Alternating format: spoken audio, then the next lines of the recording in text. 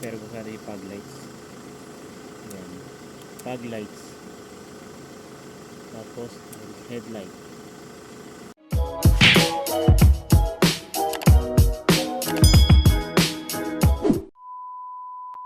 So guys, welcome sa another vlog natin guys.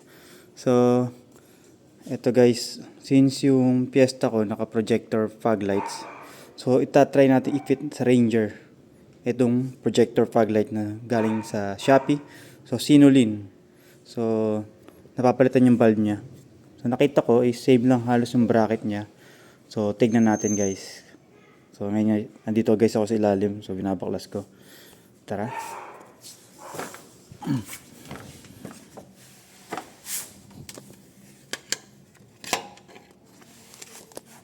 So andito guys tayo sa ilalim. Ito kasalukuyan kung binabaklas yung fog lights. So madilim. Lagyan natin ng ilaw. So ayun guys. So gamit tong torque screw na T25.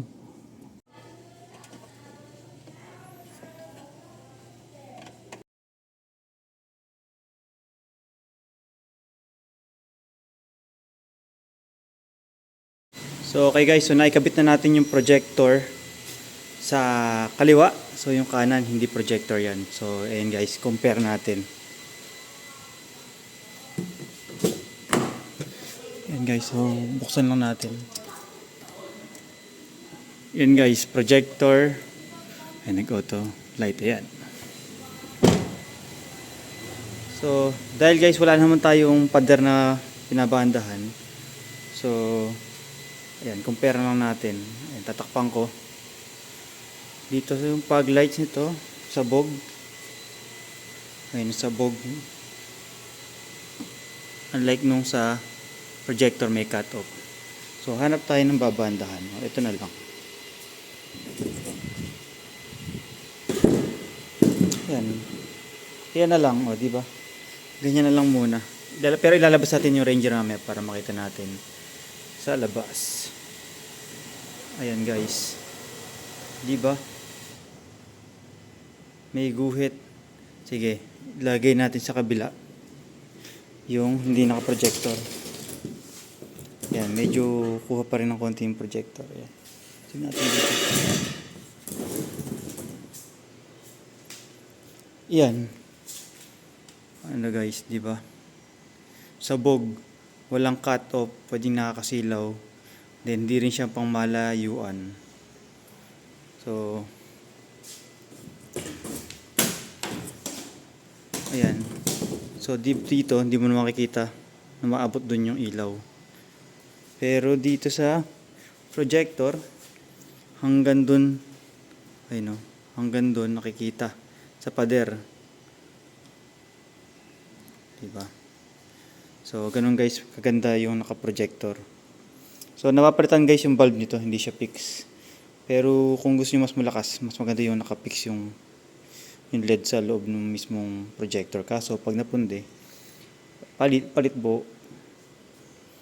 So, yun guys, so, kabit ko na rin yung kaliwa, or kanan pala, para makita natin mamaya yung pinaka buga niya.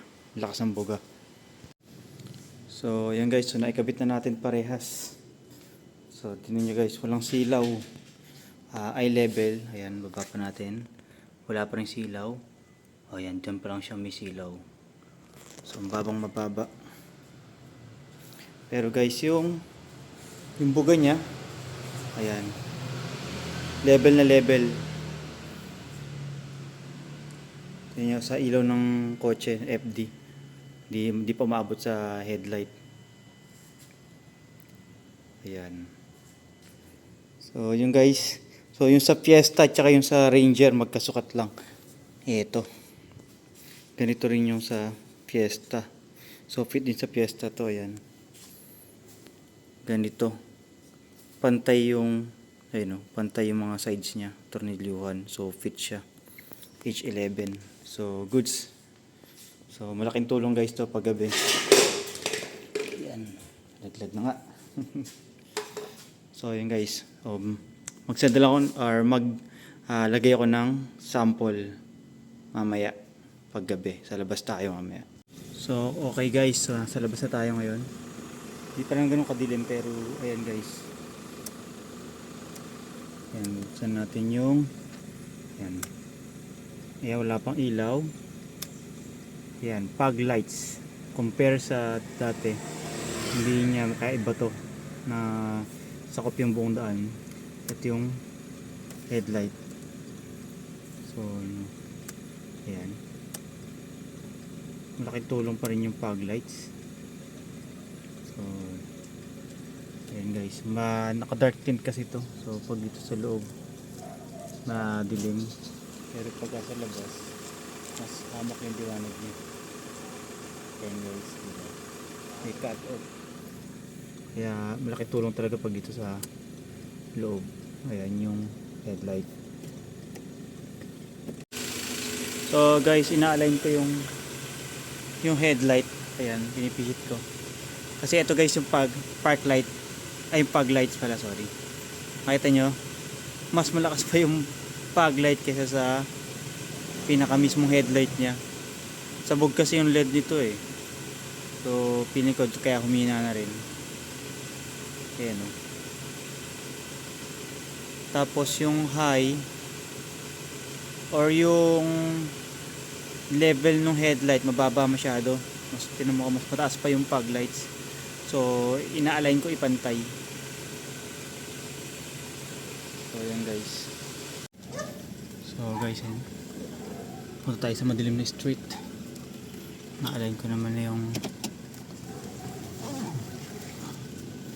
headlight natin. So ayun yung headlight ng dilim. So buksan natin yung fog lights. Madilim talaga yung tint guys. Malabas natin.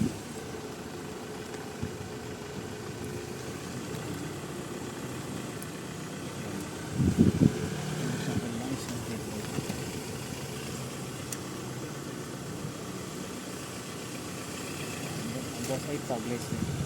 Fog lights. Ganda. Malakas sa labas.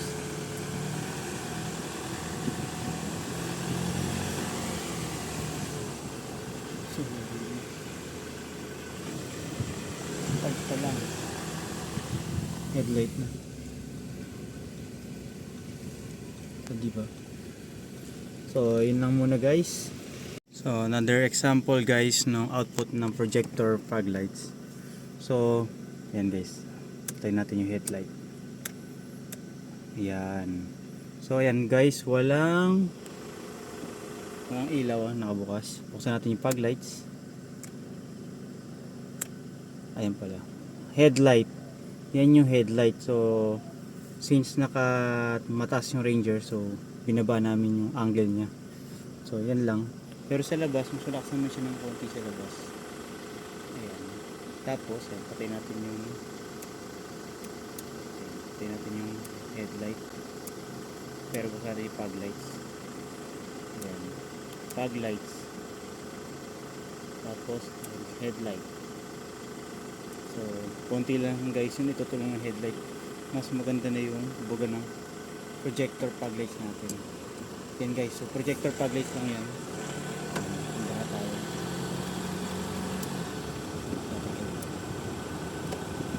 At least guys,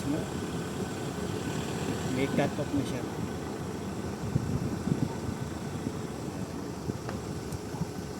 So hindi ko guys may pasok sa loob at madilim yung tint.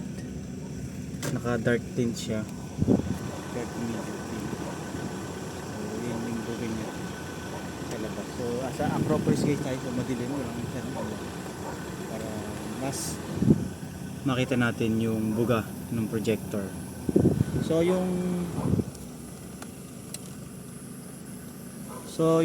yung gamit na bulb guys is Oxito 20,000 lumens dun sa projector. Ayan. So yung high ng projector hindi ko pa nakakabit, pero yan. Pag nagka-time tayo kakabit ko, papakita ko ulit yung output nun. Pag nag-high tayo, automatic na siyang ilaw. So yan guys, so malaking tulong pa rin yung projector, hamak. Yan. So plug and play lang naman yung projector, basta hindi ilalagay yung high. Plug and play lang siya. Wala nang wiring. So yun lang guys.